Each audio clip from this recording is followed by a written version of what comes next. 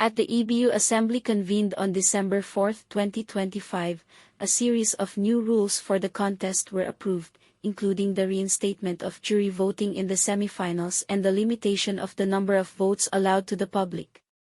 These decisions have raised eyebrows among many Eurovision fans around the world, as they further increase the power of the juries, who, in recent years, have already been the ones determining the winners, sometimes against the public's preference. For example, at Eurovision 2025, Austria won, even though it placed fourth with the public and first with the juries. In 2024, Switzerland won, placing only fifth in the public vote and first with the juries. In 2023, Sweden won, placing second with the public and first with the juries. These cases strengthen the claim that the central power had been in the hands of the juries until now, and that their power has now grown even further. The most notable event that occurred yesterday was the EBU's success in withstanding the wave of pressure exerted by several countries seeking to disqualify Israel from the competition.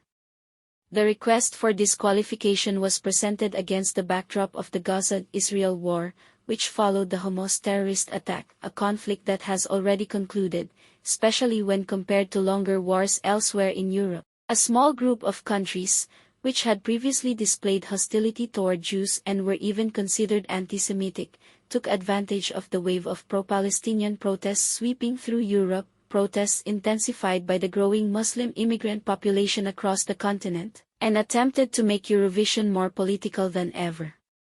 This was particularly evident in the surge of hostility toward the Israeli delegations in 2024 and 2025. However, what these governments did not foresee was that the European public would respond with a counter-vote, as happened when they awarded Israel first place the previous year.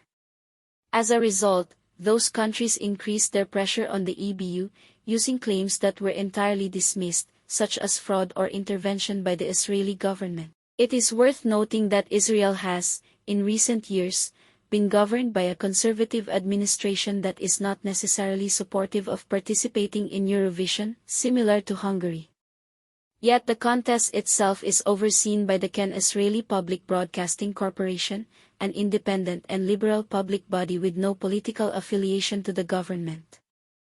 When the countries that were motivated by pressure from Muslim immigrant communities failed to turn Eurovision into a political arena, they chose to withdraw.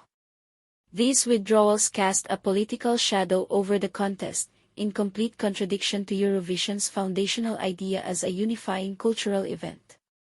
The European Broadcasting Union chose to keep the focus on music, while those countries, Spain, Slovenia, the Netherlands, and Ireland, preferred to take a political stance, which some would describe as anti-Semitic, reflecting the internal pressures within their own nations. What will Eurovision 2026 look like? Will the withdrawal of the countries that tried to paint the contest with politics allow Eurovision to return to being a unifying musical celebration? Or will it instead mark a descent into a darker, more political place?